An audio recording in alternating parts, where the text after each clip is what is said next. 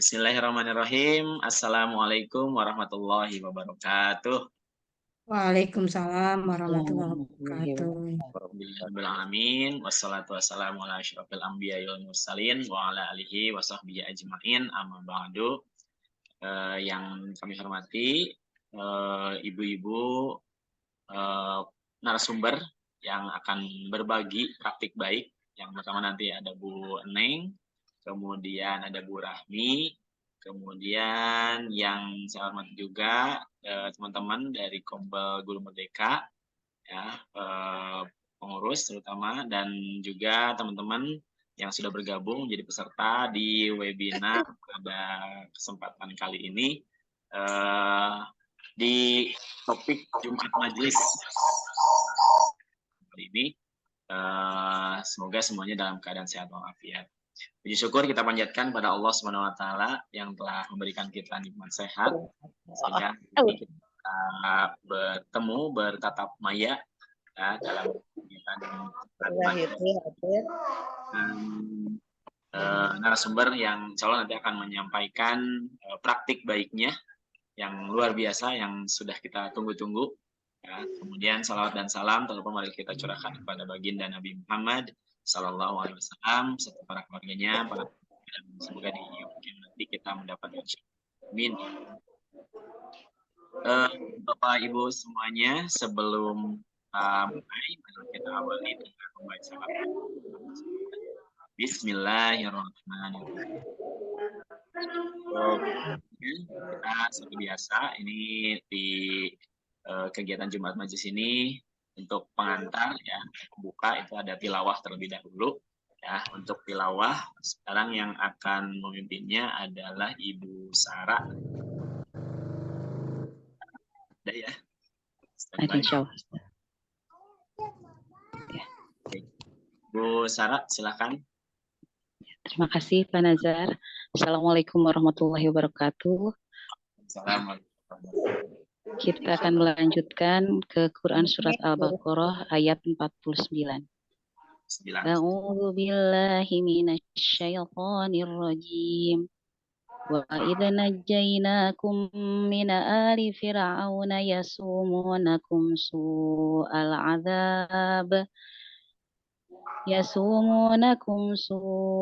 'adzab yudhabbihuna abna'akum wa yastahyuna nisa'akum wa fi dzalikum bala'um min rabbikum 'adzim. Wa idh qara'na bikumul bahra fa'anjaynakum wa aghraqna ala fir'aun wa antum tanzurun. Wa idh wa'adna Musa 40 laylatan summa attakhadhtumul ijla min ba'dihi wa antum zalimun. Summa afawna ankum min ba'di dzalika la'allakum tashkurun. Wa idza atayna Musa al-kitaba wal furqana la'allakum tahtadun.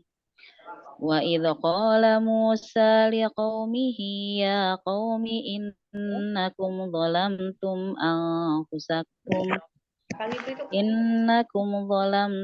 anfusakum bittikhadikumul ijla fatubu ila barikum faqtulu anfusakum dzalikum khairul lakum inda barikum fataba alaikum innahu huwat tawwabur rahim. Wa idza qultum ya Musa lan nu'mina laka hatta narallaha jahratan fa'akhadhatkumus sa'iqatu wa antum tanzurun. Summa ba'asnakum min ba'di mautikum la'allakum tashkurun.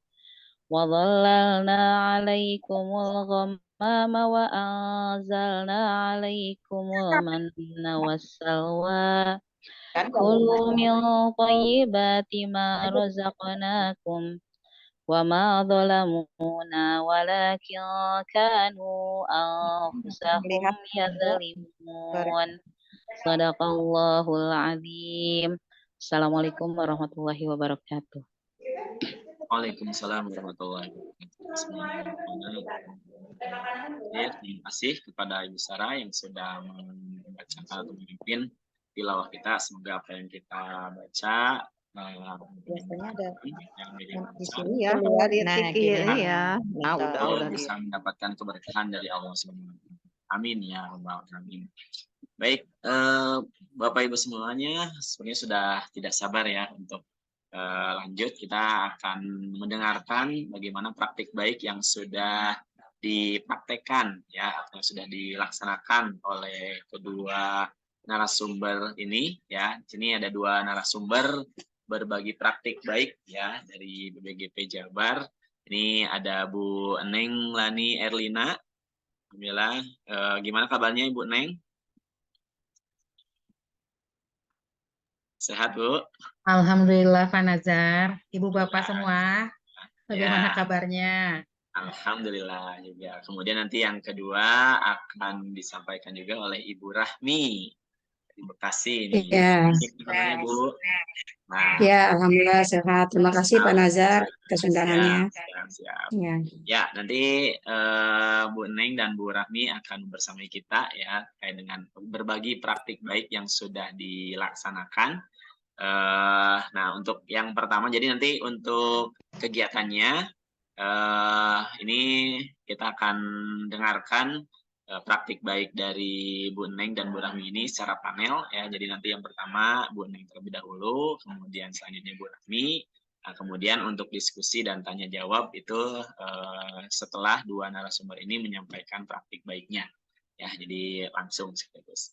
Baik, untuk yang pertama yang akan berbagi praktik baiknya adalah Ibu Neng Lani Erlina. Ini saya akan bacakan terlebih dahulu CV-nya atau kurikulum vitae-nya. Ini sebenarnya ada di HP ini, saya belum sempat buka. Maksudnya belum sempat buka di laptop untuk ininya, tapi saya bacakan saja mungkin ya. Ini untuk CV Bu Neng. Untuk nama lengkapnya Ibu Neng Lani Erlina, SPDMM, unit kerjanya di SDN 214 Perumnas Cijerah. Berarti di Kota Bandung ya, Bu ya? Betul, Pak. Ya, Cijerah Kota Bandung ya. Berarti masih dekat lah dengan, kalau saya ininya di Cimahi, ya cuman kalau domisili di KBB, ya masih dekat lah gitu, Bandung Raya. Ya, kemudian untuk nomor HP-nya 085724308971. Nah, sekarang untuk Bu Neng ini pengalaman bekerjanya ya, sekarang itu sedang menjadi Kepala SDN 214 Perumnas Cijerah Kota Bandung ya, menjadi kepala sekolah. Kemudian menjadi kepala sekolah penggerak angkatan 2. Oh, ini sudah selesai berarti ya, Bu? Angkatan 2 itu masih ke tahun kedua, menginjak tahun kedua, Pak. Oh, tahun kedua sekarang ya. Oh, berapa tahun emang Bu untuk kepala sekolah? 3 tahun, Pak. Oh, ya. Jadi masih ini ya, masih panjang, Pak. Panjang. Siap. Kemudian yang ketiga, Bu Neng juga sebagai narasumber berbagi praktik baik gelombang 3 ya, bareng dengan saya ya, untuk di gelombang 3 ini menjadi narasumber. Nah, kemudian untuk riwayat pendidikannya, beliau D2 di PGSD IKIP Bandung ya. Kemudian S1-nya pendidikan matematika di STKIP Siliwangi. Kemudian untuk S2-nya manajemen pendidikan di UNWIM. UNWIM itu di mana, Bu? Selinya kalau Unwimnya mah di Sumedang, namun kelasnya di sini di Balai Kota. Oh, ini ya. Kelas jauh gitu atau gimana? Ya, kelas jauh, Sabtu Minggu. Oh, ya, siap. Ya, itu luar biasa ya. Ini Bu Neng ini nanti akan berbagi kepada kita semuanya ya, terutama Bapak Ibu di sini yang sudah menjadi kepala sekolah ya. Nanti Bu Neng akan berbagi praktik baiknya seperti apa terkait dengan manajemen sekolah, kemudian ini lebih kepada supervisi ya, Bu Neng ya, lebih kepada supervisi nanti akan disampaikan. Nah, untuk teman-teman yang lain juga yang mungkin masih menjadi guru dan sebentar lagi mungkin atau nantinya akan menjadi kepala sekolah, ini juga menjadi pembelajaran yang berharga ya, supaya nanti ketika menjadi kepala sekolah mengadakan supervisi itu bisa minimal mengadopsi apa yang sudah dilakukan oleh Bu Neng ini. Baik, Bu Neng, untuk waktu dan layar ya supaya tidak terlalu sore nanti nih kita pulangnya. Mungkin silakan Bu Neng untuk menyampaikan praktik baik. Silakan Bu. Baik. Terima kasih Pak Nazar atas waktu dan kesempatannya. Bismillahirrahmanirrahim. Rabbi shrahli sodri wa yassirli amri wahlul 'uqdatam min lisani yafqahu qauli. Amma ba'du. Ibu dan Bapak hebat. Di sini ada kepala sekolah. Ya, Bapak Ibu ada di sini yang menjadi kepala sekolah? Belum ada. Baik, mungkin Ibu Bapak guru yang sebentar lagi menjadi calon kepala sekolah. Amin ya. Amin. Iya. Oh, ada calon-calon Izinkan mungkin saya. Bu. Ada calon kepala sekolah mungkin. Iya, iya.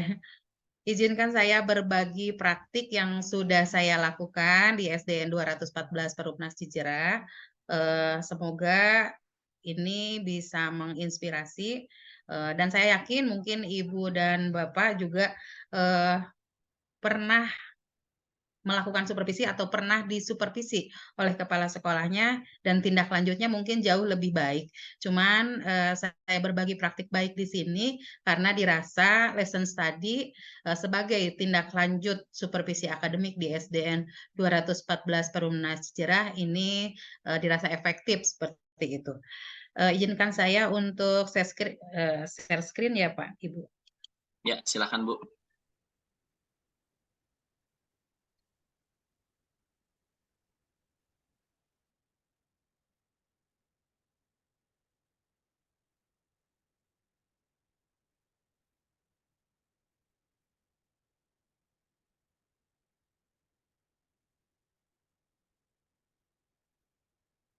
Sudah muncul ya Ibu, Bapak? Sudah Bu, sudah muncul. Ya. Baik. Mengapa kepala satuan pendidikan atau kepala sekolah melakukan supervisi akademik? Tentu saja supervisi akademik dilakukan untuk membantu guru meningkatkan efektivitas pembelajaran yang dilakukannya. Jadi bukan menilai baik atau buruk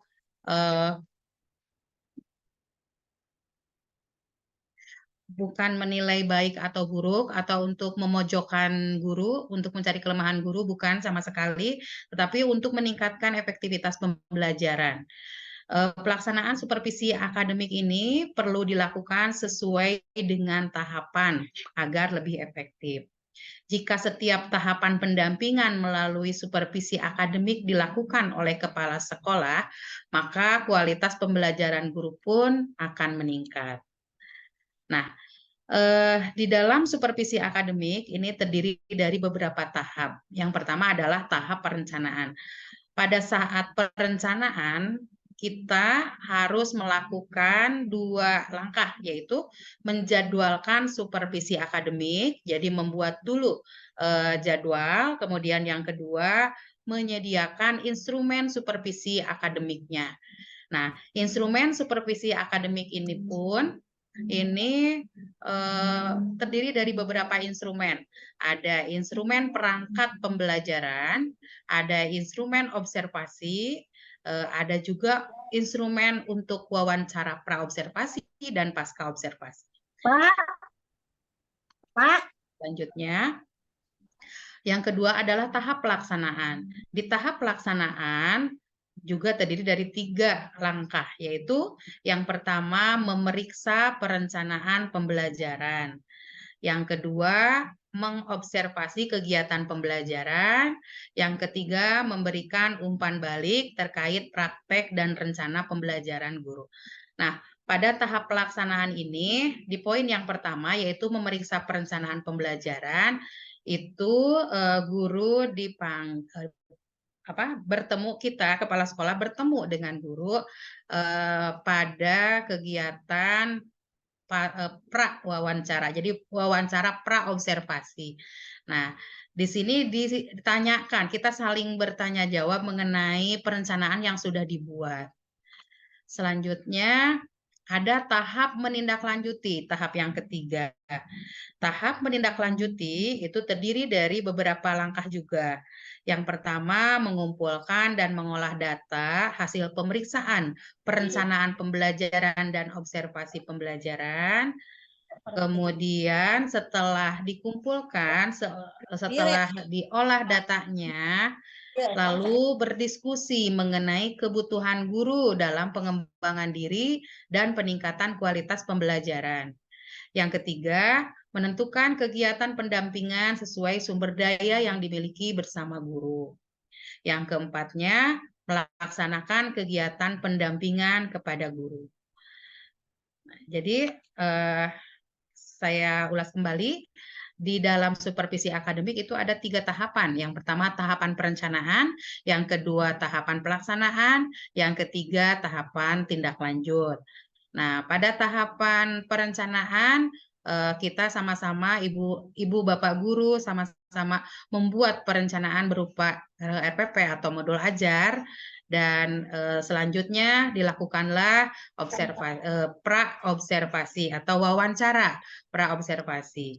Ya, di mana di dalam wawancara pra-observasi itu ditanyakan kesiapan guru untuk masuk ke kelas, materinya apa, modul ajarnya seperti apa, metodenya bagaimana nanti yang dipilih, kemudian modelnya mau pakai model apa, pendekatan yang bagaimana, strateginya juga yang bagaimana. Jadi ditanyakan hal-hal sedetil-detilnya untuk besoknya observasi. Kemudian ditanyakan juga hal-hal yang membuat siswa itu bisa atau tidak bisa, gitu ya. Ada tidak kemungkinan siswa tidak bisa mengikuti pembelajaran materi ini, bagaimana solusinya, dan seterusnya. Lalu supervisi akademik ini dilakukan berdasarkan yang pertama objektif, komprehensif, dan aktif.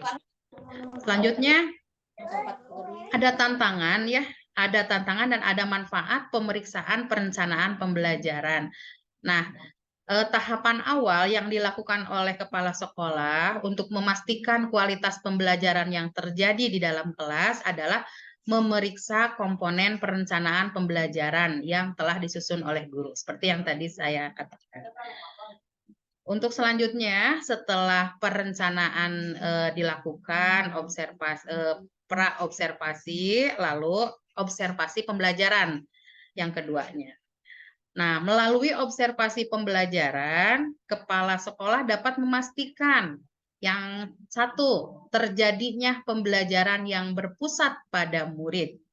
Jadi, pada saat observasi, kepala sekolah harus melihat apakah pembelajaran yang dilakukan oleh ibu bapak gurunya itu berpusat pada murid atau tidak. Kemudian, apakah pembelajaran tersebut tercapainya tujuan pembelajaran atau tidak. Kemudian pemetaan potensi dan kebutuhan pendidik untuk peningkatan kualitas pembelajaran.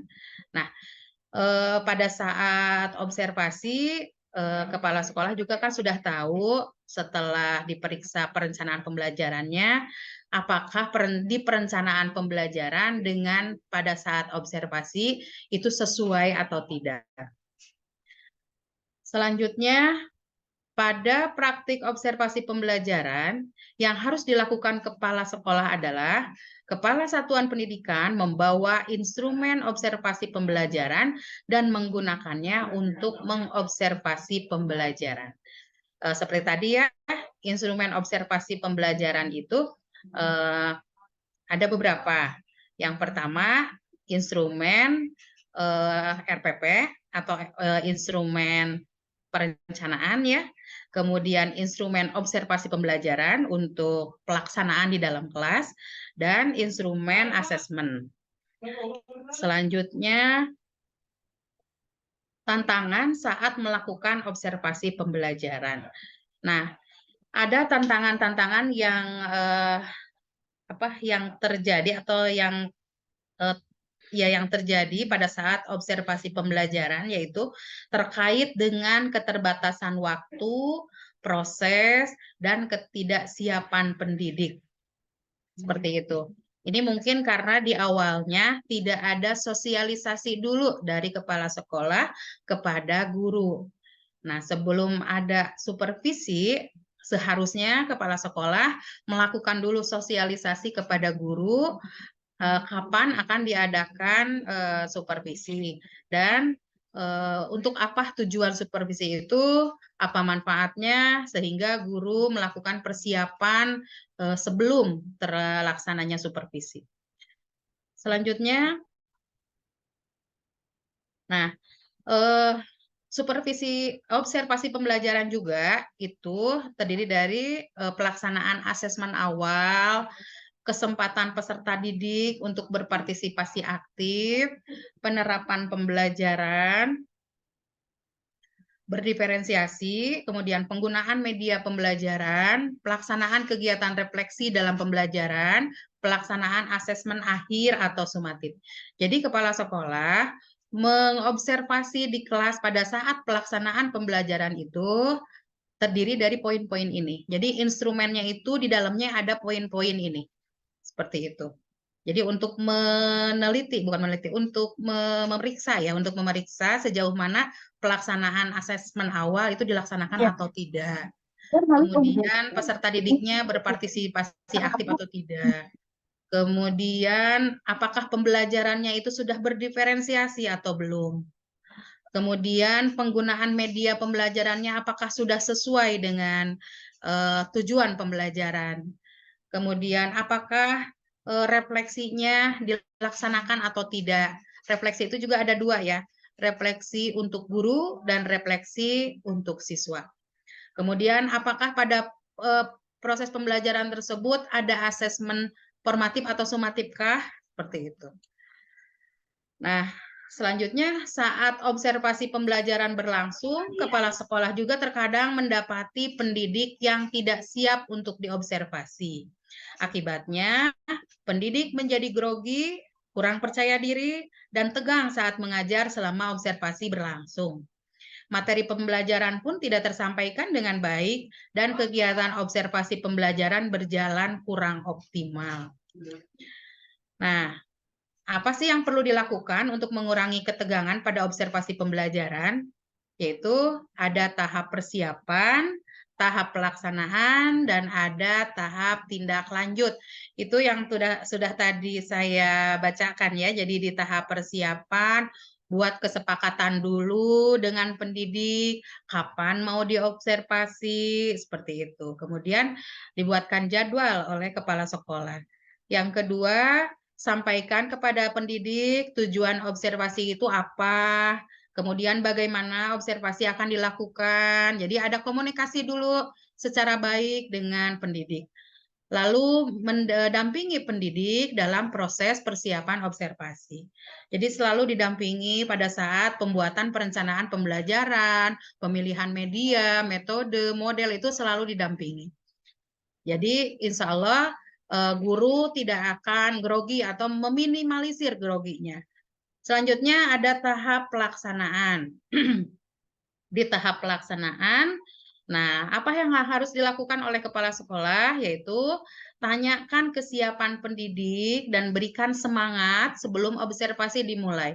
Bagaimana Bu? Sudah siap untuk dilakukan observasi? Apabila sudah, semangat ya. Semoga observasi berjalan dengan lancar. Seperti itu. Kemudian lakukan observasi pembelajaran tanpa memperlihatkan instrumen. Jadi kepala sekolah diusahakan jangan menenteng-nenteng kertas instrumen, sehingga gurunya akan grogi melihat, aduh dinilai nih, aduh bagaimana kalau nilai saya jelek, dan seterusnya. Jadi jangan diperlihatkan, dibawa ke kelas tapi jangan terlalu diperlihatkan, seperti itu. Kemudian yang ketiganya, tidak statis, berada pada satu tempat yang sama selama observasi. Jadi beradanya itu di tempat yang sama. Jadi jangan jalan-jalan gitu, berdiri duduk aja di tempat satu tempat, misalnya kalau di belakang terus, jangan jalan-jalan. Jadi membuat grogi guru. Terus tahapan tindak lanjut. Setelah beres observasi di dalam kelas, kepala sekolah mengucapkan terima kasih kepada pendidik, lalu berikan umpan balik yang efektif. Nah, untuk selanjutnya, umpan balik yang efektif itu yang bagaimana? Yang pertama, fokus pada observasi pembelajaran yang sudah dilakukan oleh kepala sekolah terhadap gurunya. Kemudian identifikasi. Identifikasi itu tadi kan sudah membawa instrumen observasi. Maka diidentifikasi hal-hal yang sudah baik, hal-hal yang sudah mantap, hal-hal yang belum mantap gitu ya. Dan perlu perbaikan, ada yang perlu peningkatan. Nah, itu diidentifikasi. Kemudian rencana aksi. Rencana aksinya setelah observasi, guru terlihat mana guru yang kurang di dalam metode misalnya, mana guru yang kurang dalam penggunaan media, ataupun misalnya ada guru juga yang perencanaannya mah kurang bagus, tetapi pas action observasi di lapangan ternyata bagus. Ternyata mungkin guru tersebut tidak kurang gitu ya, kurang berkompeten di dalam membuat modul ajar atau perencanaan. Nah, maka di dalam rencana aksi perlu sama-sama telaah supaya tepat sasaran. Jadi apa yang perlu dibenahinya harus betul-betul tepat. Selanjutnya, akuntabilitas dan komitmen. Kemudian, umpan balik berhasil jika kepala sekolah akan mampu mengetahui hasil terbaik ketika dapat memberikan umpan balik yang efektif. Jadi, supervisi yang baik itu apabila kepala sekolah dapat memberikan umpan balik yang efektif. Dampak umpan balik efektif yang dilakukan kepala satuan pendidikan kepada guru dapat berpengaruh terhadap hasil belajar siswa. Maka dari itu, harapannya kepala satuan pendidikan akan terus merutinkan kegiatan tersebut demi menjaga performa dan kualitas pembelajaran guru. Nah, kemudian biasanya kan kalau ada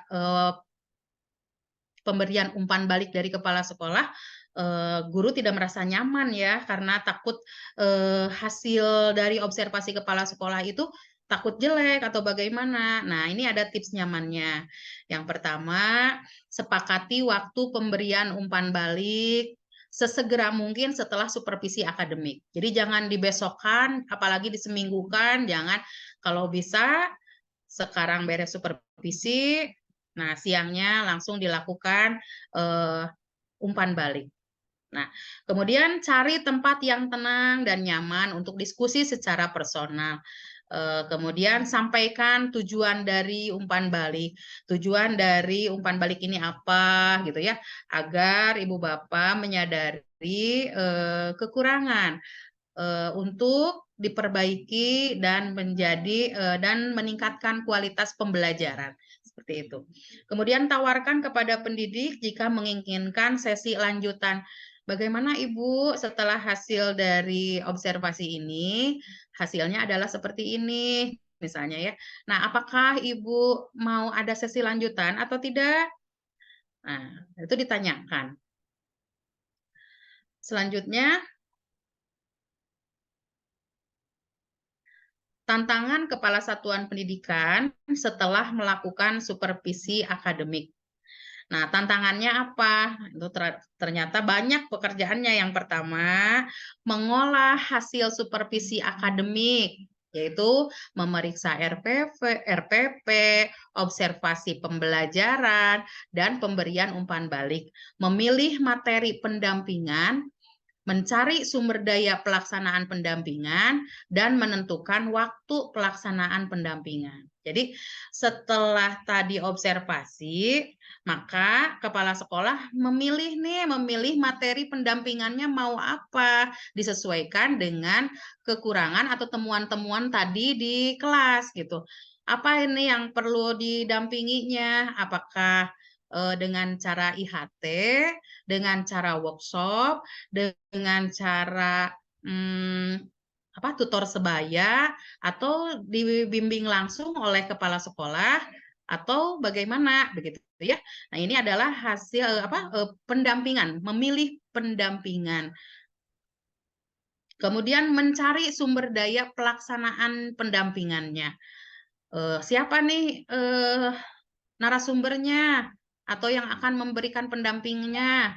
Apakah mencari narasumber dari luar, ataukah mencari narasumber dari teman sendiri, atau dari kepala sekolah sendiri?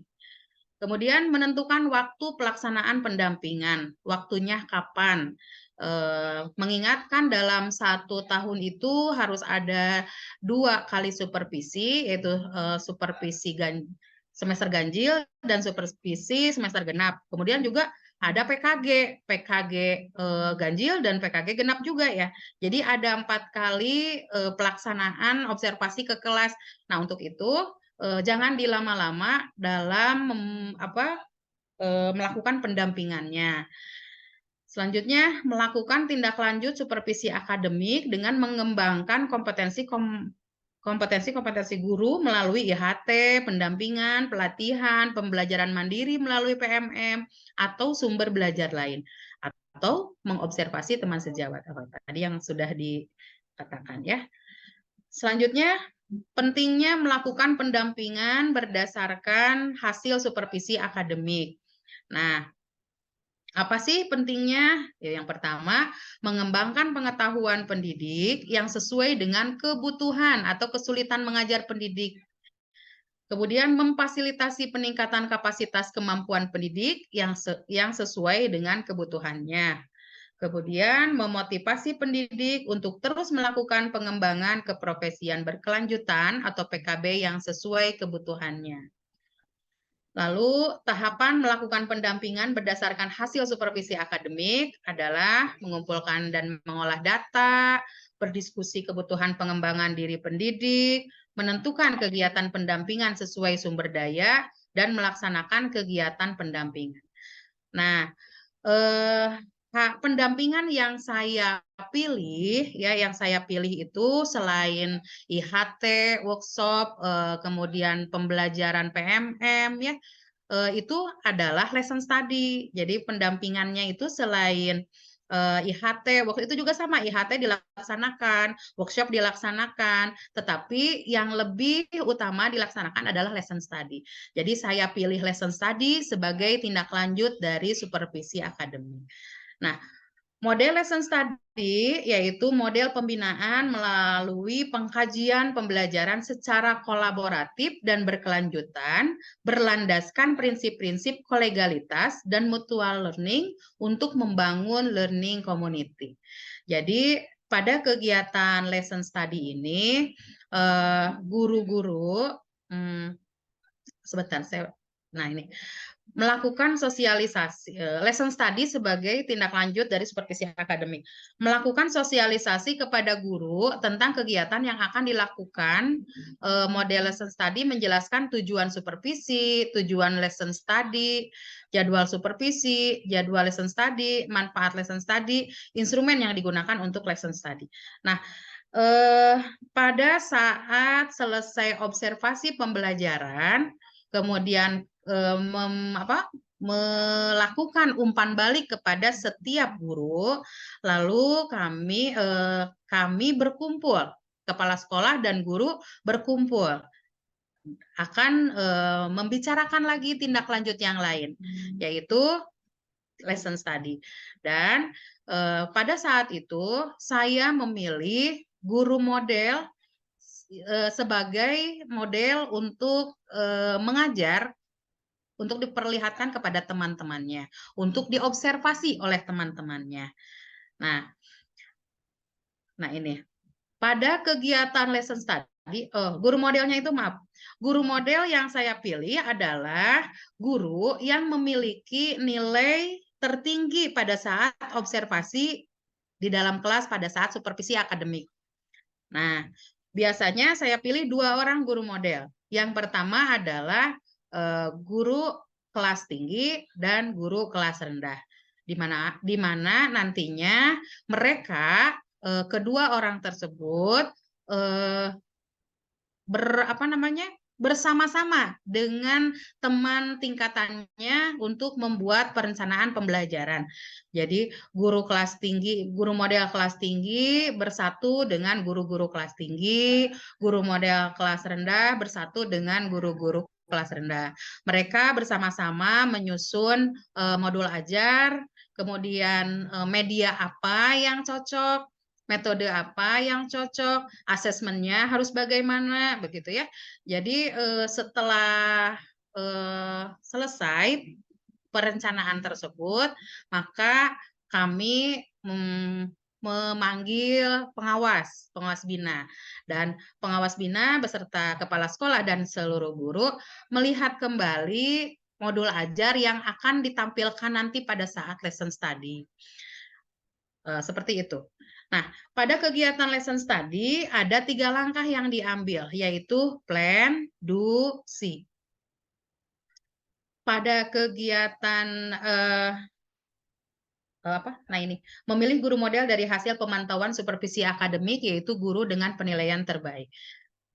Nah, pada kegiatan plan, guru model dan observer atau seluruh guru, jadi yang 1 orang guru model, yang lainnya adalah sebagai observer, membuat rencana pembelajaran hasil diskusi bersama yang membahas materi apa yang dirasa sulit, metode, pendekatan, dan model pembelajaran apa yang dipilih.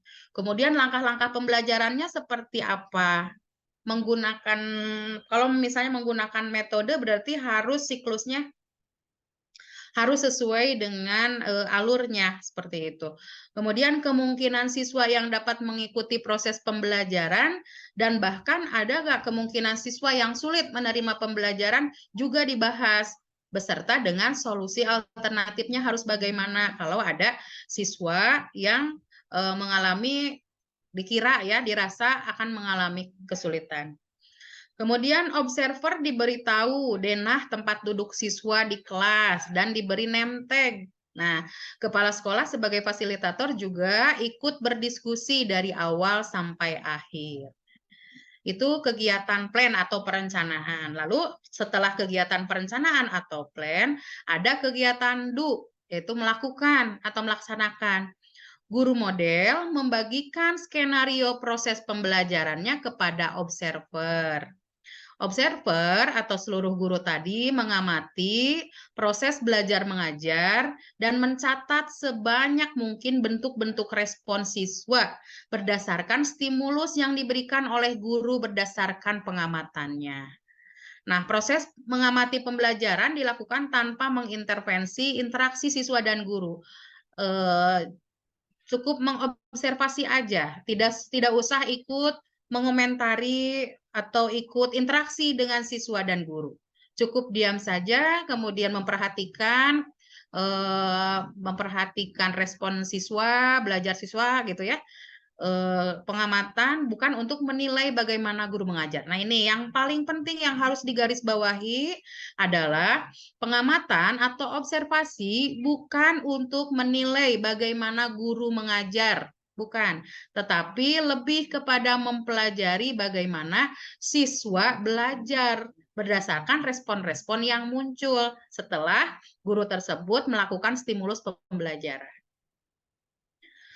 Selanjutnya, kegiatan yang terakhir adalah kegiatan C. Guru model memaparkan hasil temuan dan capaian pembelajarannya. Kemudian, observer memaparkan juga hasil temuan yang telah diamatinya. Selanjutnya, kepala sekolah, guru model, dan observer berdiskusi dan menganalisis pembelajaran yang telah dilaksanakan.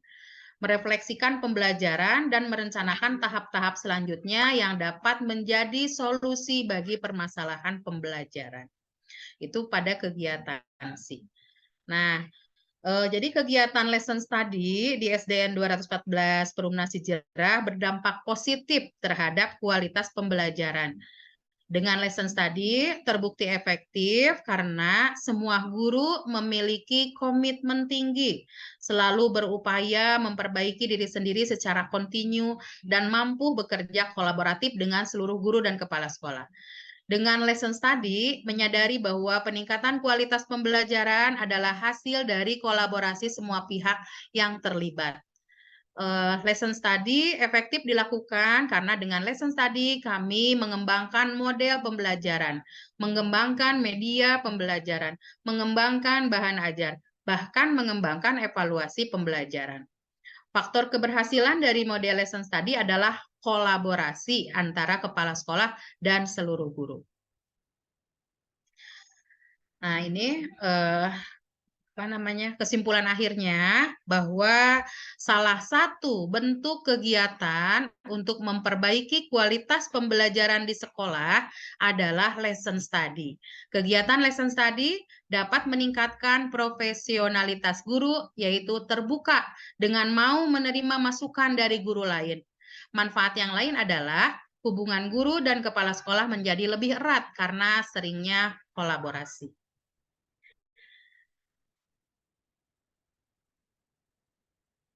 Mungkin sebentar.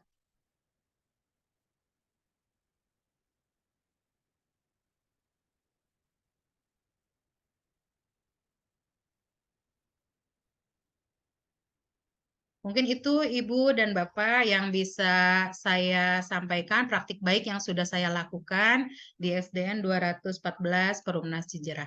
Terima kasih.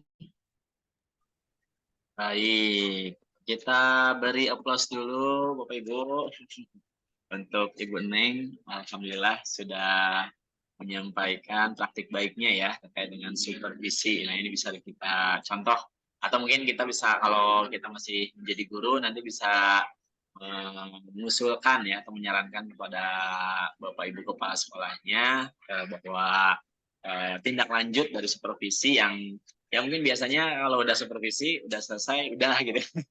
Nah, kita bisa menyarankan ada beberapa tadi alternatif yang bisa dilakukan sebagai tindak lanjut dari supervisi tersebut.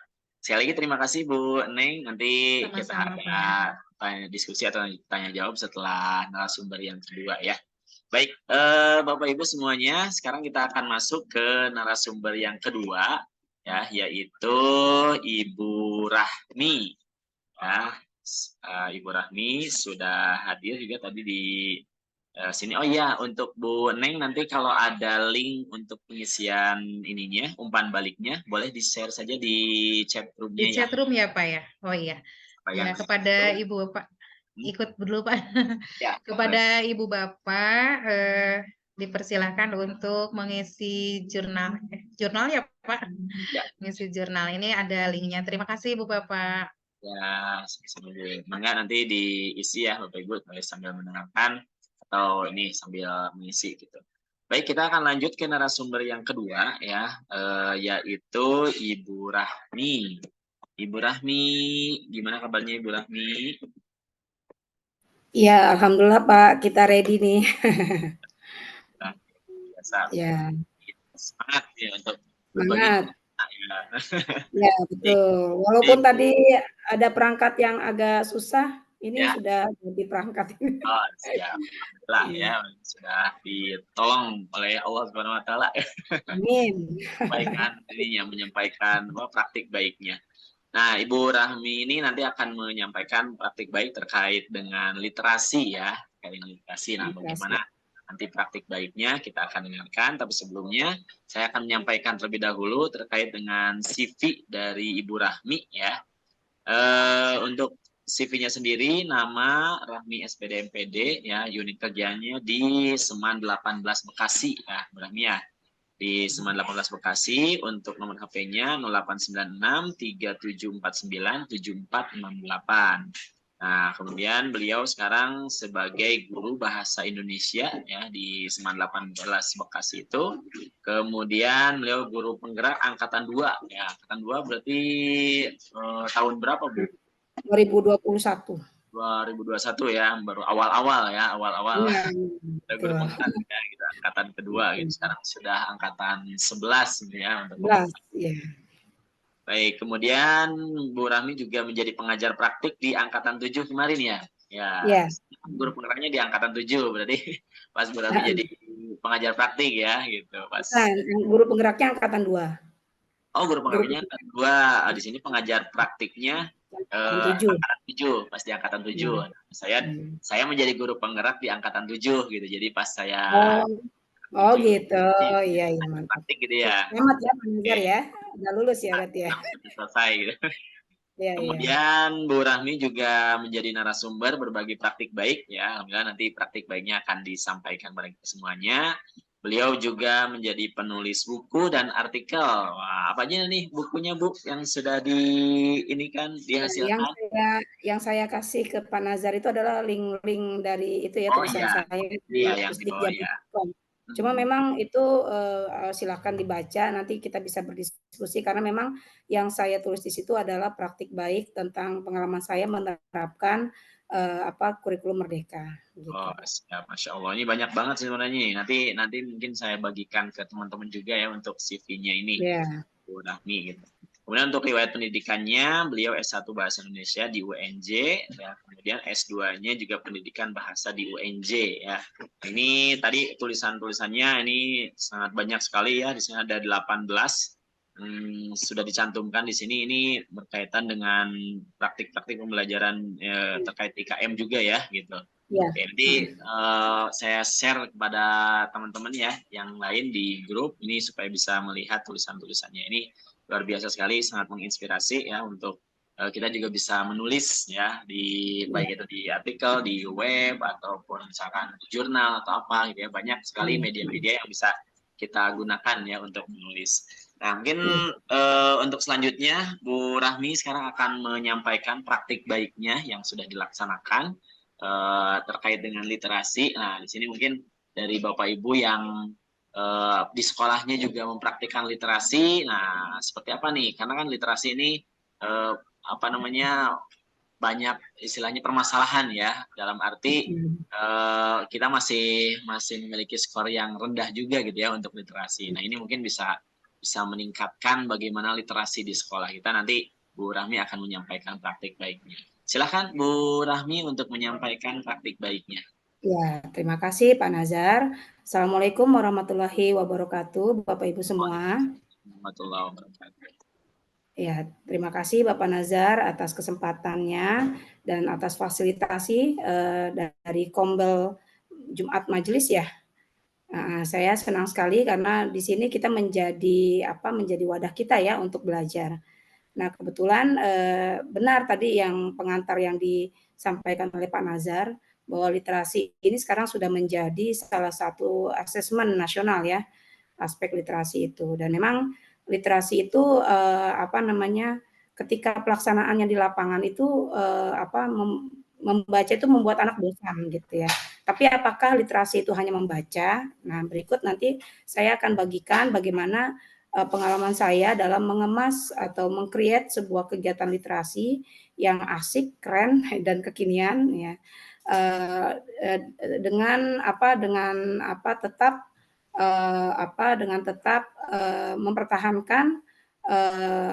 mempertahankan esensi dari tujuan literasi itu sendiri, yaitu menumbuhkan pemikiran kritis. Nah, mohon izin saya share screen Bapak Ibu.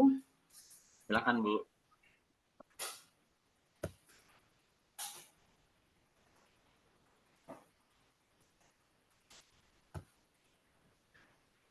Sudah tampak belum? Belum tampak ya? Sebentar.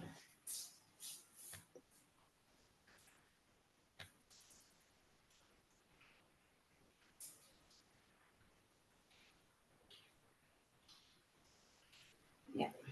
Sudah tampak Bapak Ibu? Sudah Bu. Ya. Alhamdulillah. Oh ya, oke ya. Oke, nah ini saya perbesar ya.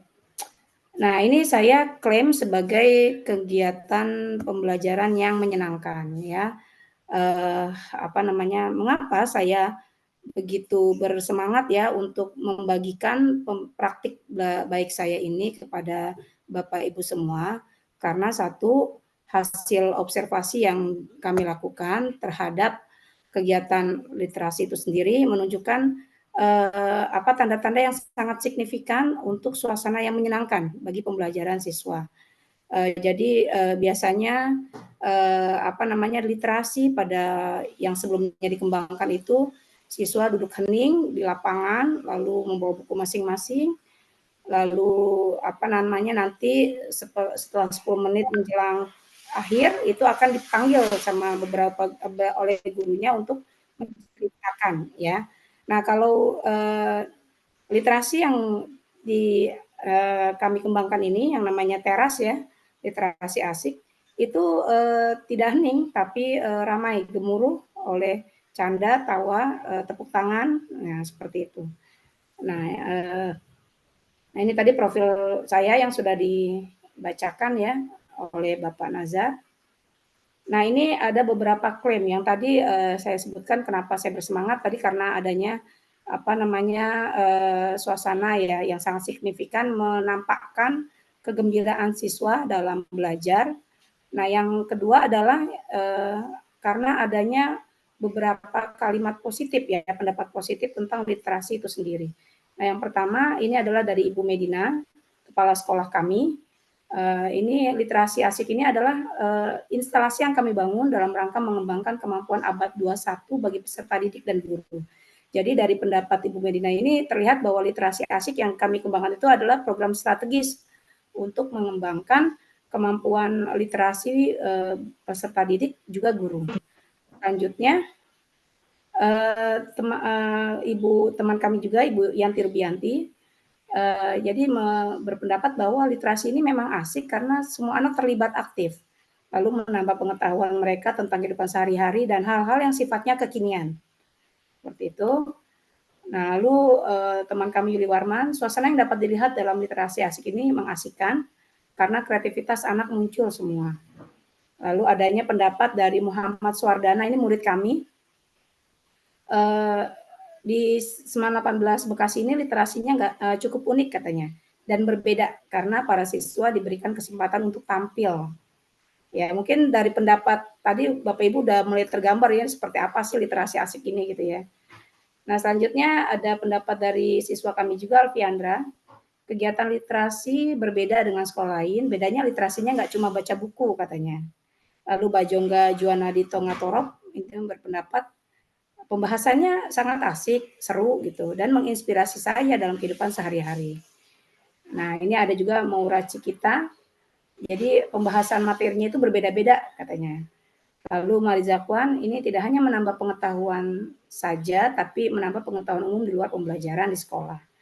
Nah, itu adalah apa namanya statement-statement positif tentang literasi asik yang kami gelar, sehingga dari dua data itu, yaitu tadi apa namanya data hasil observasi dan data dari wawancara ini, kami atau saya apa namanya bersemangat ya untuk membagikan praktik baik ini sehingga mungkin bisa Bapak Ibu adaptasi di sekolah masing-masing.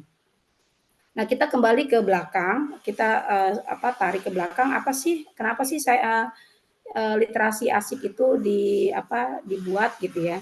Nah, ini pertama karena adanya menguatnya kesadaran akan pentingnya literasi dalam kegiatan berpikir kritis. Nah, ini berpikir kritis itu kan berkorelasi dengan sangat berkorelasi dengan kemampuan literasi orang tersebut. Jadi kalau misalnya literasinya bagus, itu kritisnya juga akan berjalan gitu. Nah, namun yang kedua membaca buku, membaca belum menjadi budaya. Nah, ini latar belakang sekaligus juga sebagai masalah ya dalam sejarah kami menciptakan atau melahirkan literasi asik ini. lalu adanya dorongan untuk mengemas sebuah kegiatan membaca yang keren dan kekinian. Nah ini bagaimana kami akhirnya berpikir gimana ya, anak-anak itu sebenarnya malas membaca. Kadang ketika mereka duduk di lapangan juga mereka tidak membaca seperti itu. Nah, lalu bagaimana ya untuk mengemas kegiatan membaca itu yang bisa diakses oleh orang-orang yang malas membaca, yang rajin membaca seperti itu, yang keren juga kekinian. Itu prakarsa yang kami tampilkan saat itu. Nah, berhubung saya adalah guru penggerak ya. Nah, saya menggunakan saat itu saya sudah mendapatkan teori tentang inquiry apresiatif, yaitu pendekatan yang berbasis kekuatan ya Pak Nazar ya. Nah ini ada slogan atau ada singkatan yang kami pakai yaitu BAKJA. Itu yang pertama adalah buat pertanyaan utama. Nah itu buat pertanyaan utamanya tadi bagaimana sih mengemas sebuah kegiatan literasi yang asik, seru, kekinian sehingga bisa diakses oleh siswa yang malas baca, siswa yang senang membaca gitu. Nah lalu yang kedua yang saya lakukan adalah ambil pelajaran. Nah dalam ambil pelajaran ini adalah saya menggelar literatur. Saya membuka beberapa artikel tentang apa sih literasi itu, apakah literasi itu membaca buku, apakah identik dengan membaca. Oh ternyata tidak, literasi itu ada literasi budaya, literasi iya oke, tapi apakah literasi itu identik dengan membaca? Nah itu pertanyaan yang terus memburu saya untuk saya cari tahu apa sih gitu ya.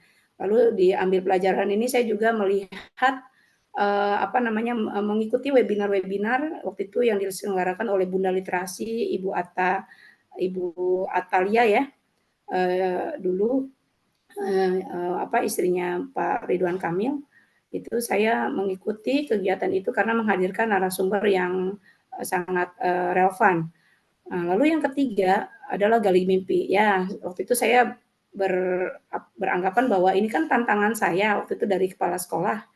Kalau saya bisa menuntaskan visi ini atau tantangan ini, ya paling nggak poin lah ya buat saya. Saya tidak muluk-muluk. Saya sebenarnya kalau waktu kita lagi kegiatan itu ya Pak ya, kegiatan guru penggerak mungkin gali mimpinya akan membawa nama kita ke kancah yang lebih luas lagi gitu. Level sekolah kita akan naik seperti itu ya. Karena memang itu tidak salah karena memang yang namanya mimpi itu kan memang harus tinggi ya.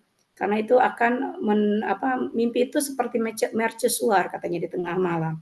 Jadi dia akan menjadi tanda dan kita akan tanda sebuah pencapaian ya, yang akan dicapai lalu kita akan mengarah ke sana.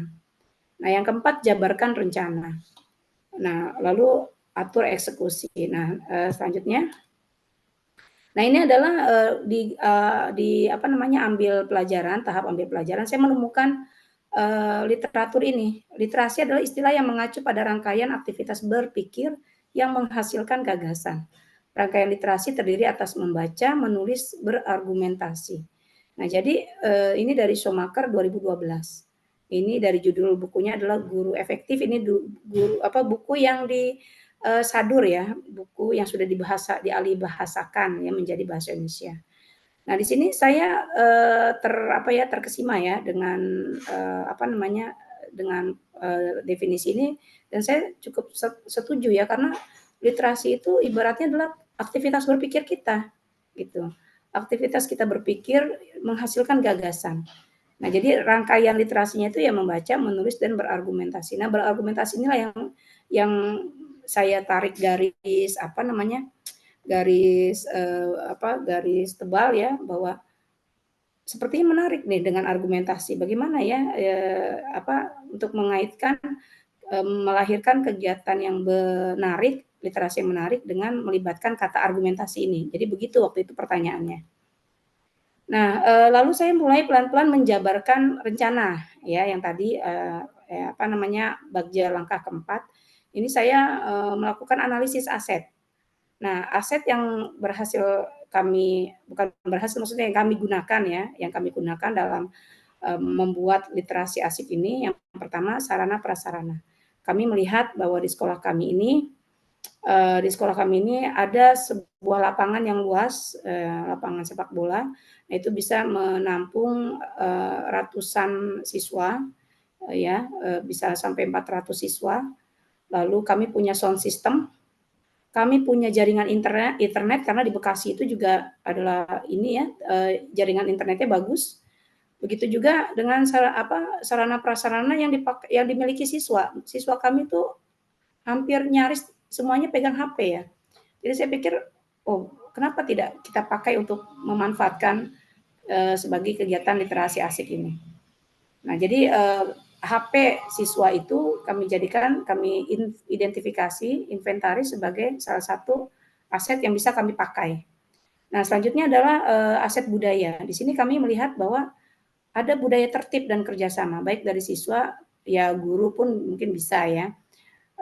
Dari siswa itu sendiri kalau kita membuat program, lalu disounding programnya itu nanti siswa akan mengikuti, walaupun memang dalam proses pelaksanaannya tidak segampang itu ya, tapi paling tidak dari dasarnya itu siswa paham bahwa oh ini program sekolah, ini kegiatan sekolah, ayo diikuti, seperti itu. Lalu yang kami inventaris lagi adalah udara pagi yang segar. Wah ini saya waktu itu datang pagi-pagi ke sekolah, saya bertanya, waktu itu kebetulan ya saya adalah guru mutasi. Tahun 2021 itu saya baru mutasi ke 18. Lalu saya bertanya, biasanya kapan literasi? Oh pagi, sebelum ini. Oh gitu, sebelum KBM. Oh ya udah, akhirnya saya datang pagi dan saya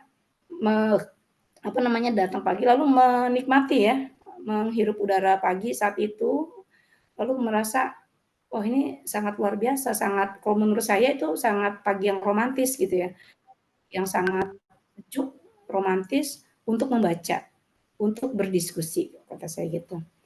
Nah itu selanjutnya adalah yang kami inventaris lagi adalah guru-guru. Guru-guru kami adalah lulusan S1 dan S2. Jadi yang sudah memiliki pengetahuan yang pengetahuan keilmiahan yang mumpuni ya menurut kami. Nah, yang selanjutnya adalah kami menganalisis murid-murid kami yang berbakat. Nah, banyak murid-murid itu kebetulan saya juga staf kesiswaan. Saya melihat anak-anak itu banyak yang menari, banyak yang punya bakat menari, banyak yang punya bakat memainkan alat musik, bernyanyi dan sebagainya. Nah, ini akhirnya semua aset ini kami rangkum, kami ramu ya sehingga menghasilkan suatu program yaitu literasi asik. Nah, bagaimana struktur kegiatan teras? Nah, ini masih dijabarkan rencana ya. Lalu saya berpikir bagaimana ya literasi asik ini gitu supaya seru gitu. Nah, lalu saya berpikir oke, materi literasi ini tadi kan katanya harus berargumentasi tadi yang menurut Schumacher tadi ya. Nah, tapi kalau berargumentasi pasti ada sesuatu hal yang dibicarakan dong. Nah, jadi saya berpikir oke, berarti kita mengangkat sebuah permasalahan ya, kita membahas sebuah sebuah hal ya, sebuah materi atau tema gitu ya. Nah, lalu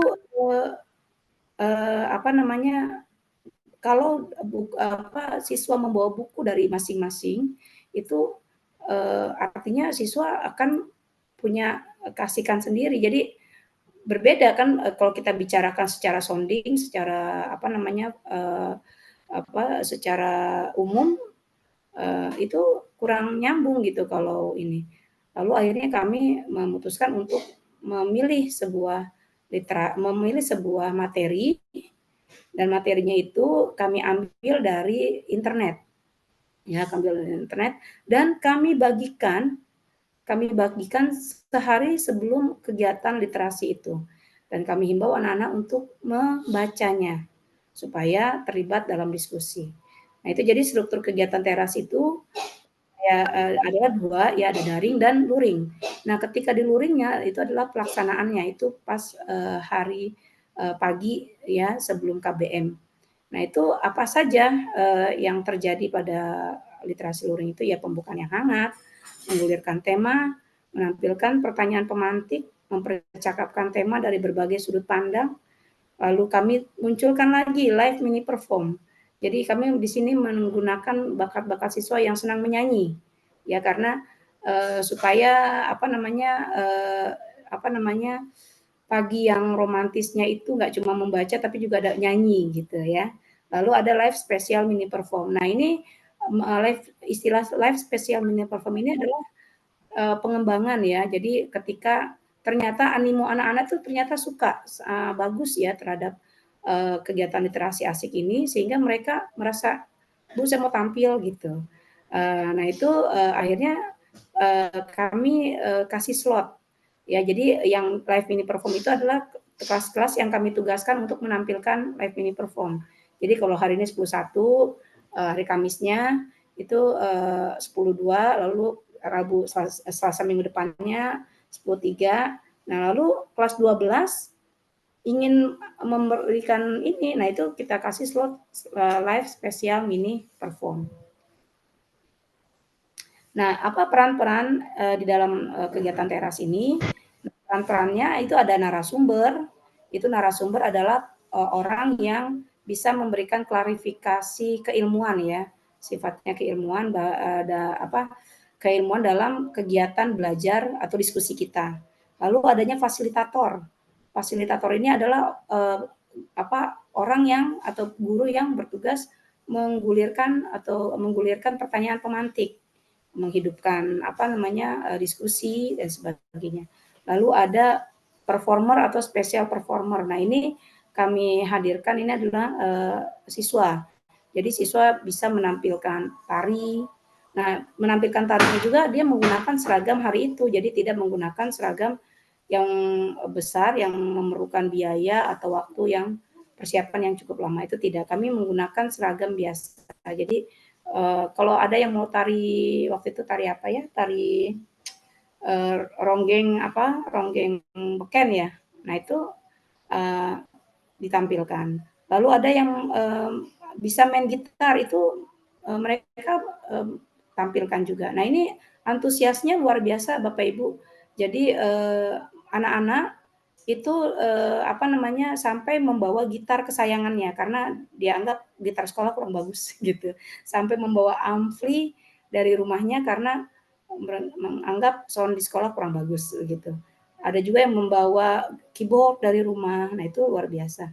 Nah, lalu ada gestar. Nah, gestar ini adalah siswa yang mungkin berprestasi dan kita bisa tanyai gitu apa sih trik-triknya gitu untuk memenangkan juara itu dan sebagainya. Lalu ada guru pendamping yaitu yang bertugas mendampingi siswa selama kegiatan. Nah ini narasumber ini sebenarnya bisa berkembang ke dalam peran yang lebih besar lagi, nggak cuma guru yang ini tapi juga bisa ahli ya, ahli kalau ini bisa dikembangkan lagi. Jadi bisa mengundang ahli dari luar gitu. Begitupun juga dengan gestarnya. Selanjutnya. Nah, apa sih prinsip literasi asik? Nah, ini yang pertama saya merumuskan adalah ilmu pengetahuan adalah berharga. Artinya kita begitu menghargai pengetahuan sampai-sampai kita mau semacam menguji ya. Misalnya ada sebuah teori lalu kita kita mengujinya dalam konteks kehidupan sehari-hari kita gitu. Nah, sehingga ini yang membuat kita semangat untuk menampilkan pertanyaan pemantik gitu. Pertanyaan pemantik yang kita adaptasi, yang kita sesuaikan dengan kehidupan siswa sehari-hari. Nah, lalu yang kedua, literasi asik ini mengemas pengetahuan dalam ukuran sachet gitu. Jadi memang yang kita bahas itu adalah teori-teori yang sebenarnya luas ya sebenarnya yang kita dapatkan dalam kampus-kampus yang kita sudah tempuh ya pendidikan S1 yang kita tempuh atau S2 yang kita tempuh, tapi penyampaiannya atau kemasannya dalam ukuran saset. Nah, mungkin ini ukuran saset ini istilah saya aja ya untuk merujuk bahwa penyampaiannya itu begitu mudah dicerna oleh anak gitu. Jadi ramah anak itu salah satunya adalah menggunakan penyampaian yang mudah gitu. Kan seperti ini ya Bapak Ibu ya, kalau sabun ukuran 5 kilo atau minyak 5 kilo itu kan mahal ya. Nah, ada ukuran yang lebih sasetnya lagi lebih murah, misalnya yang ukuran 500 mili itu kan ada lebih terjangkau gitu ya. Nah, lalu ada keterhubungan. Jadi dalam literasi itu kami percaya bahwa ada keterhubungan antara ilmu pengetahuan. Jadi antara pengetahuan satu misalnya agama dengan matematik ada. Misalnya kami mengangkat tema misalnya dampak eksponensial dalam perilaku baik. Nah, itu kan ada eksponensial gitu. Nah, jadi supaya kita mempromosikan kebaikan karena jika dengan kebaikan itu pahalanya banyak. Karena memang ada dampak eksponensial di situ. Nah, saat itu kita membahasnya dari dua sudut pandang, yaitu sudut pandang guru agama dan sudut pandang guru matematik saat itu. Jadi kami membicarakan satu tema dari dua sudut pandang mapel. Nah, lalu semua orang memiliki pengetahuan. Nah, ini saya terinspirasi dari Pak Jujun ya, bahwa pengetahuan itu kan suatu hal, segala hal yang kita ketahui ya. Nah, termasuk juga siswa, semua orang mengetahui pengetahuan.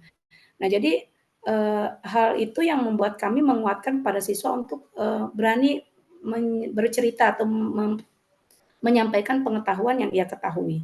Misalnya belum tentu Burahmi guru, tapi Burahmi kan belum pernah ke kampung Klaten misalnya. Kalian yang udah Klaten kan lebih tahu kalian kan daripada Burahmi gitu.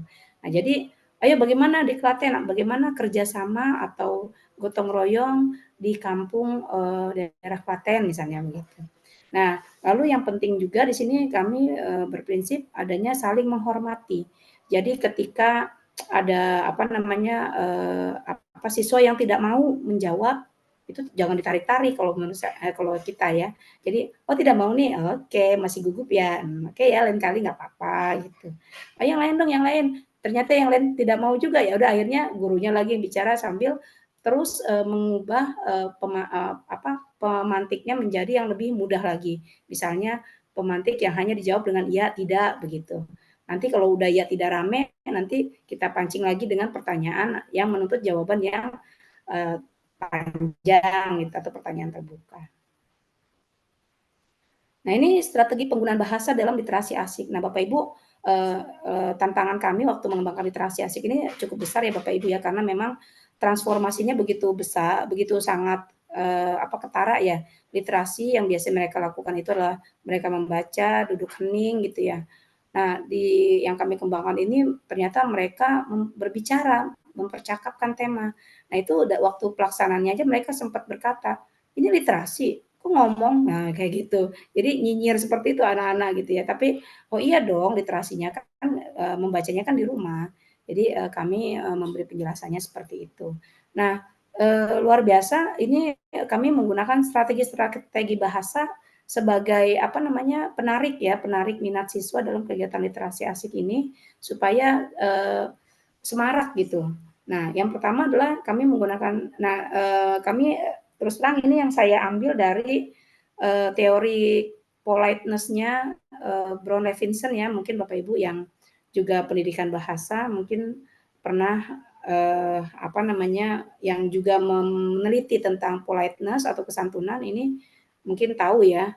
Nah, ini salah satu atau beberapa strategi yang kami pakai ini memperhatikan keinginan, kebutuhan atau barang yang sepertinya siswa ingin guru memperhatikannya. Misalnya rambutnya ini baru nih.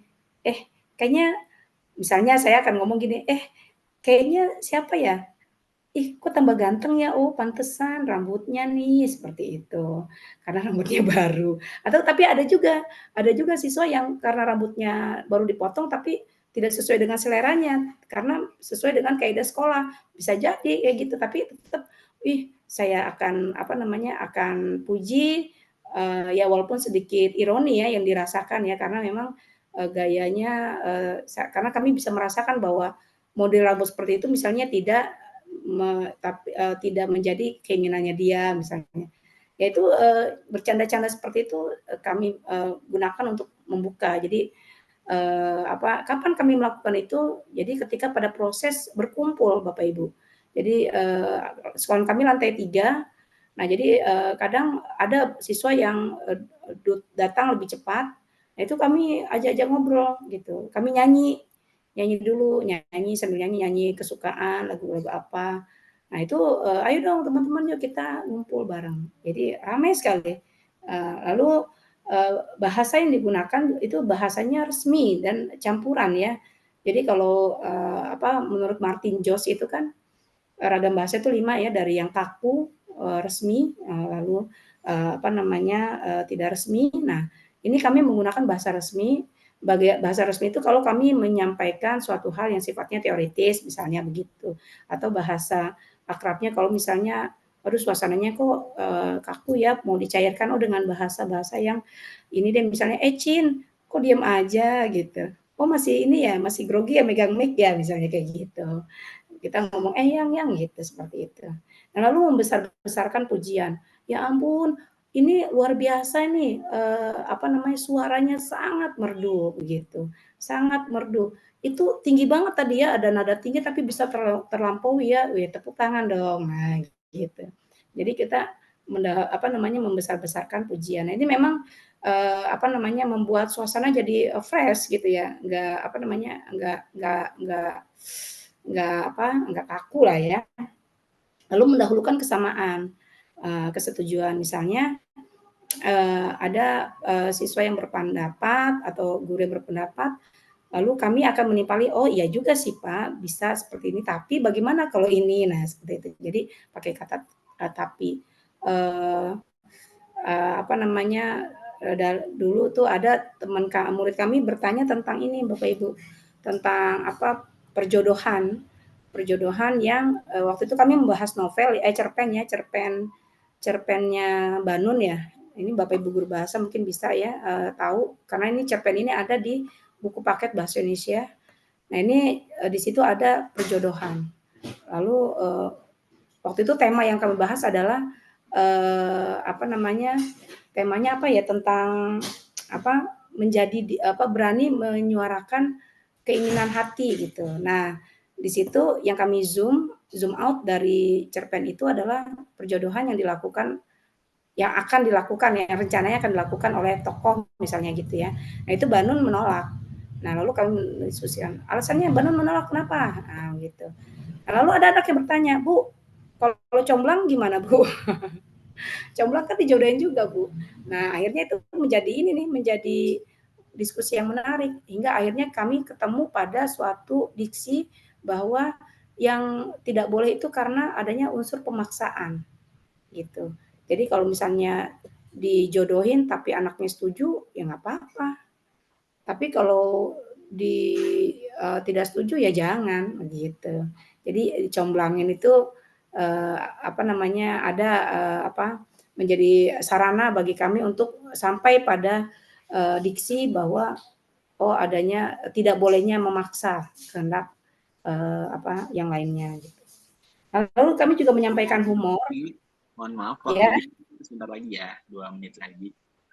Oh gitu ya, oke. Nah ini ya pembahasannya seru, kontekstual yang tadi ya. Nah ini tema-temanya tadi, mengenal strategi diskon juga, jadi memang sifat ininya kontekstual sekali ya. Lalu dilema kebenaran versus kesetiaan yang dialami tokoh aku. Nah itu. Nah ini saya izin menampilkan link kegiatan ya Pak. Sebentar. Oh maaf. Sebentar. Ini oke, saya stop screen dulu. Nah mungkin Bapak Ibu akan sebentar. Ini link YouTube-nya harus dibuka dulu. Saya ingin menampilkan ini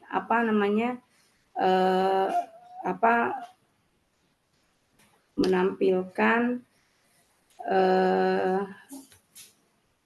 link YouTube-nya ya. Oke. Sebentar. Oke, ini yang saya ambil. Nah.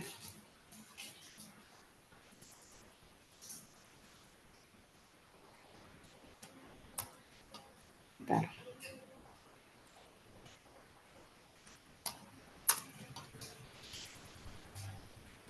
Aduh, iklan, mohon maaf. Kedengaran nggak Bapak Ibu suaranya?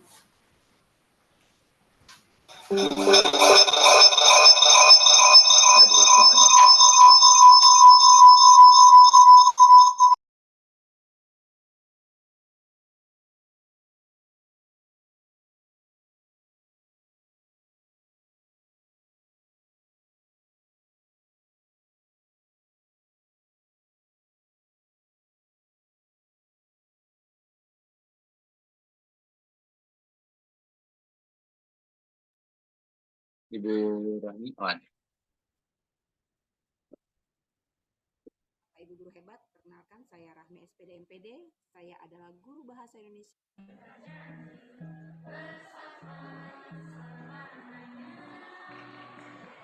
Halo, Assalamualaikum warahmatullahi wabarakatuh. Bapak Ibu guru hebat, perkenalkan saya Rahmi SPD MPD. Saya adalah guru bahasa Indonesia di SMA Negeri 18 Kota Bekasi. Pada kesempatan kali ini saya akan membagikan praktik kemampuan berliterasi.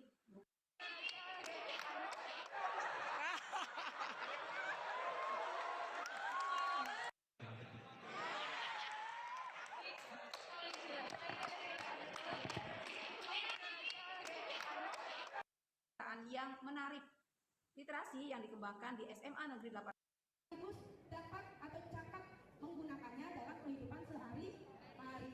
Apa pembelajaran yang Ibu lakukan? Silakan Ibu ceritakan. Indonesia, apapun yang kalian cari itu sudah termasuk ke dalam literasi.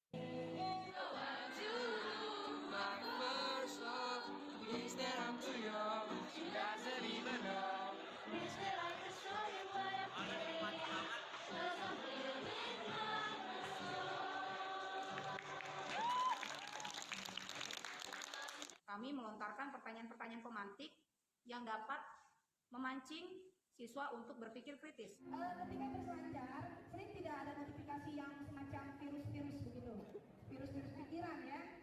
Ayo gimana? Kalian pernah nggak?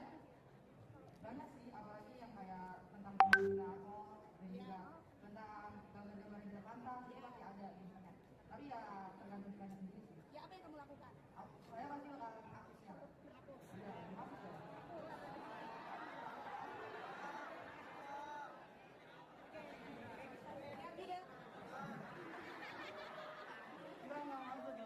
Saya itu kan pengguna.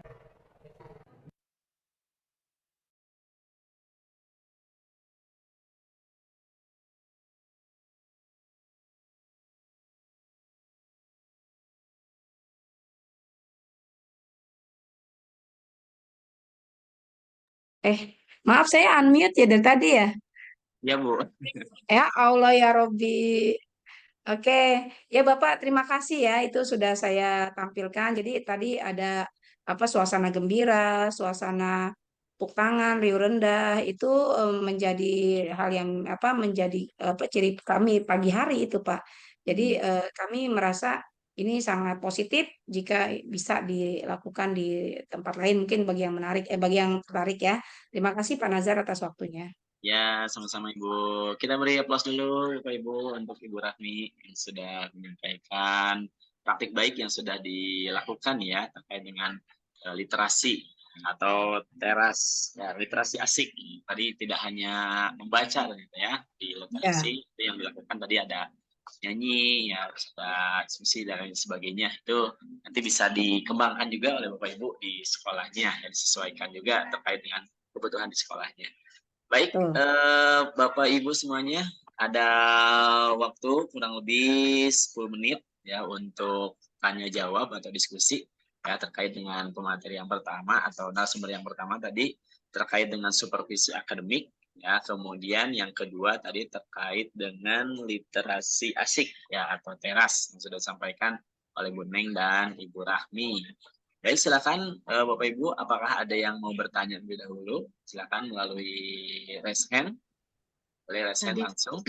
Bapak tadi ada yang di chat room. Oh, ya. Iya. Ada yang bertanya di chat room ya? Iya. Baik. Dari Pak Ade Suryana. Ya, ini dari Pak Ade Suryana ya. Jadi Bapak Ibu yang lain yang mau bertanya silakan juga boleh.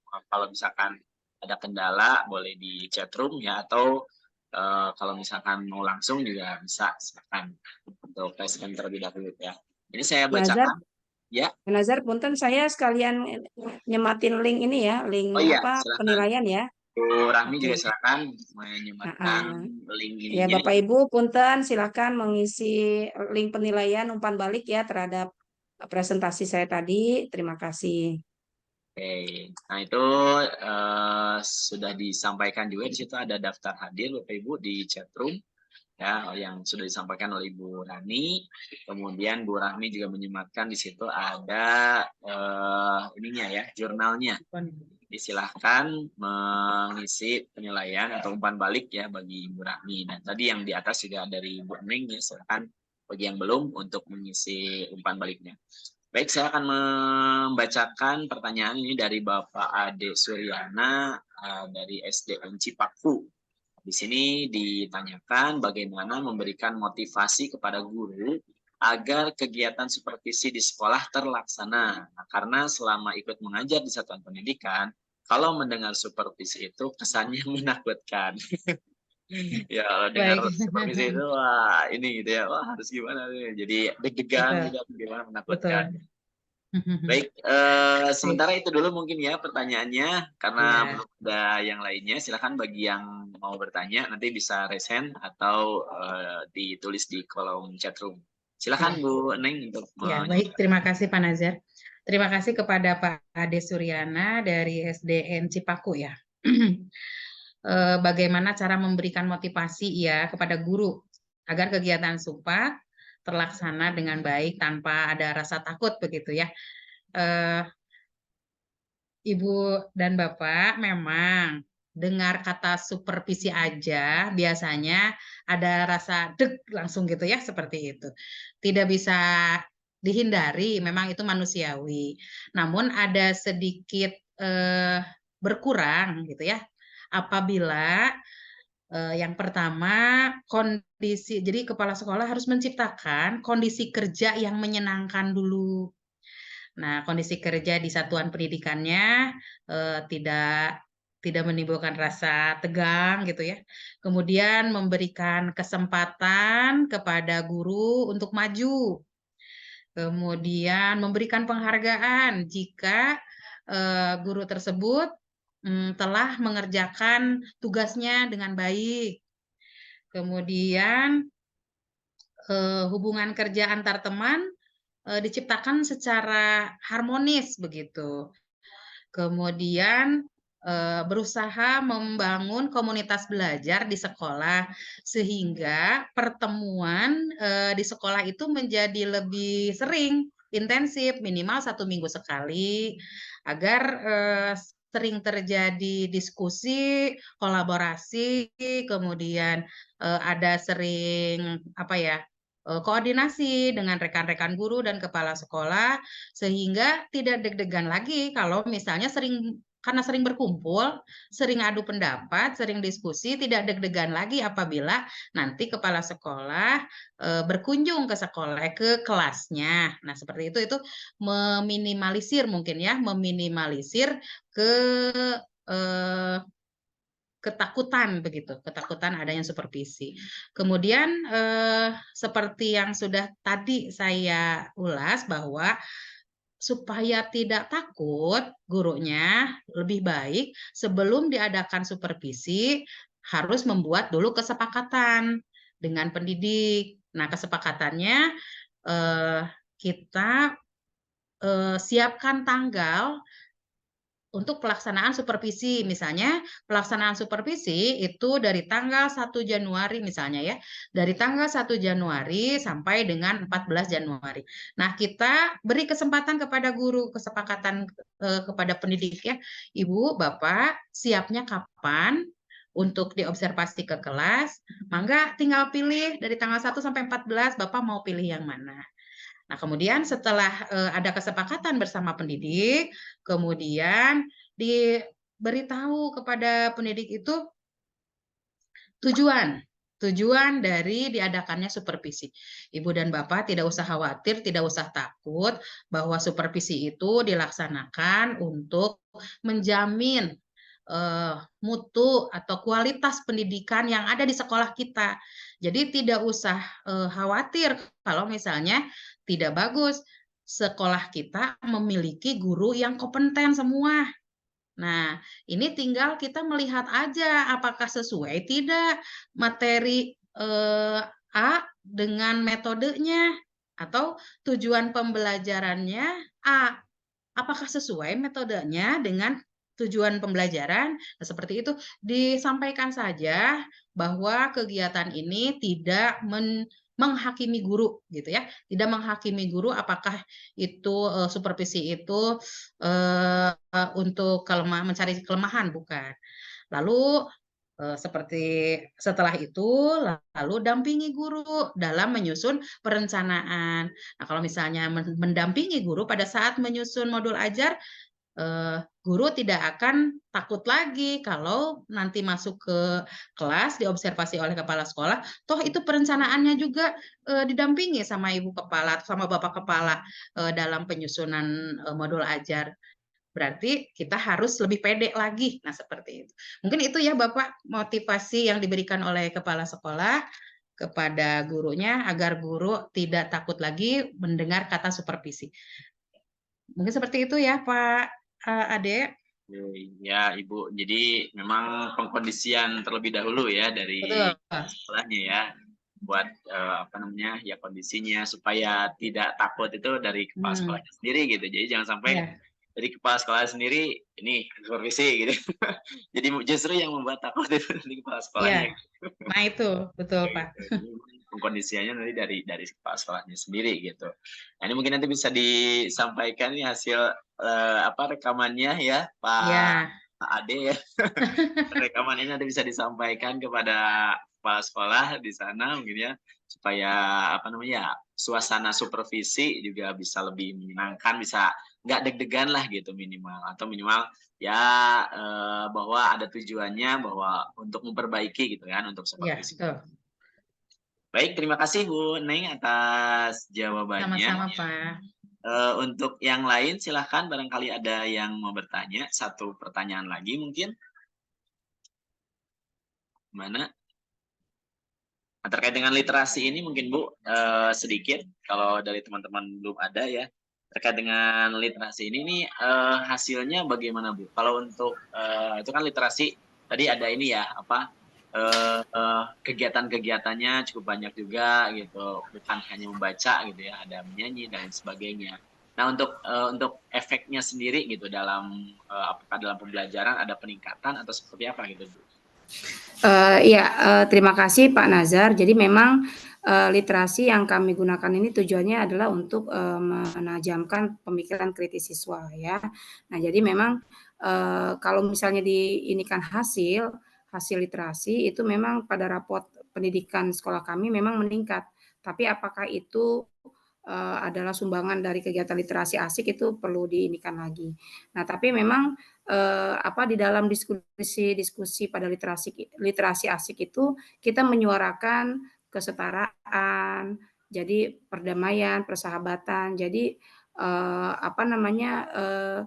kita selingi itu. Jadi kalau dampaknya begini Pak, kalau misalnya ketika saya misalnya siswa itu kan waktu upacara turun kan suka riuh gitu ya.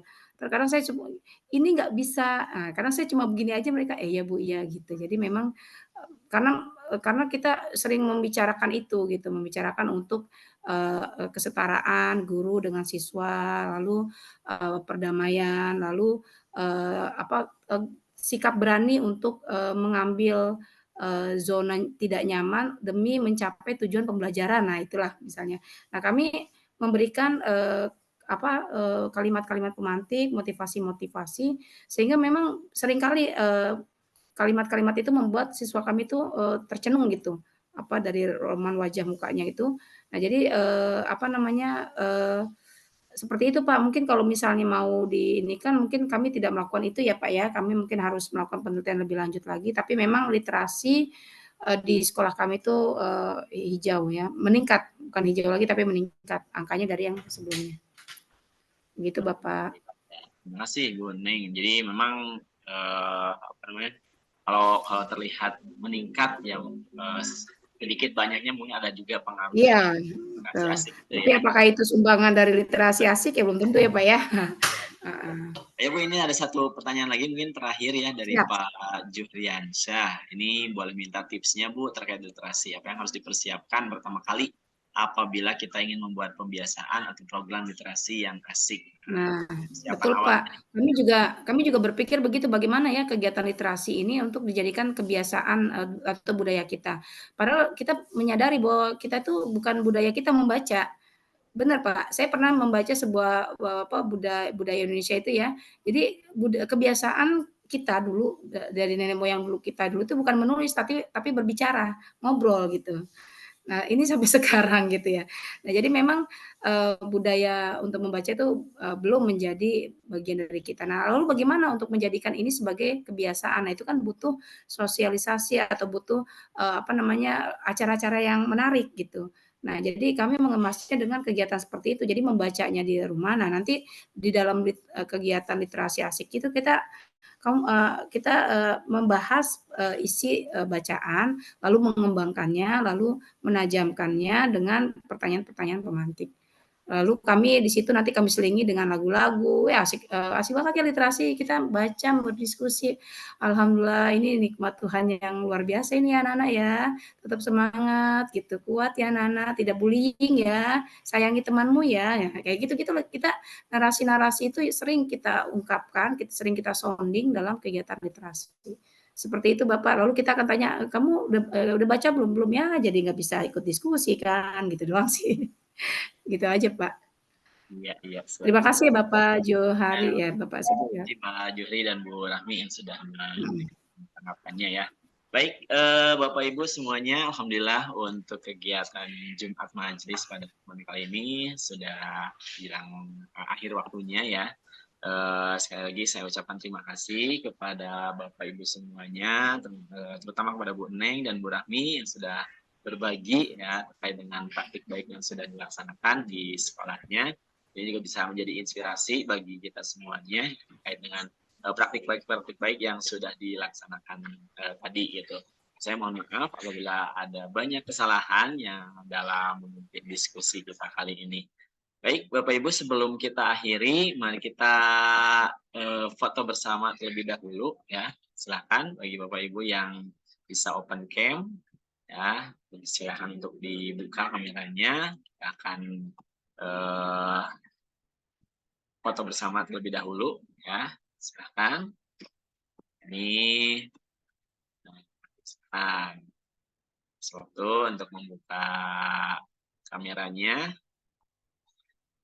Oke. Siap ya. Oke, sudah kita mulai. 3.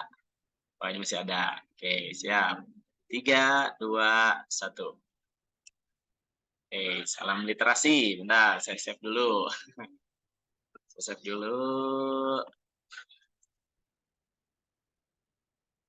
Oke, satu kali lagi. Silakan semuanya salam literasi. 3, 2, 1. Oke, terima kasih Bapak Ibu semuanya sekali lagi atas kehadirannya dan partisipasinya pada kesempatan Jumat Majelis kali ini. Semoga apa yang kita dapatkan bisa meningkatkan kualitas pendidikan ya baik di sekolah kita maupun bagi kita sendiri ya untuk kompetensi pembelajaran berikutnya. Sekali lagi saya ucapkan terima kasih kepada Bu Neng dan juga Ibu Rahmi yang sudah membersamai kita. Sama-sama Pak. Sama-sama ya Bapak Ibu ya, terima kasih juga saya ucapkan. Ya, sama-sama Ibu Bapak. Bu Sri, makasih Bu Sri. Ya, nah ini kami ingatkan lagi untuk Bapak Ibu, silakan untuk mengisi daftar hadirnya yang sudah ada di chatroom dan juga umpan balik bagi Bu Neng dan Bu Rahmi, silakan diisi.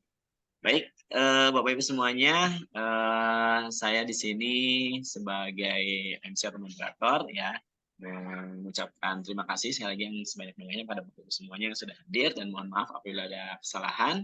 Mari kita tutup dengan membaca hamdalah bersama-sama.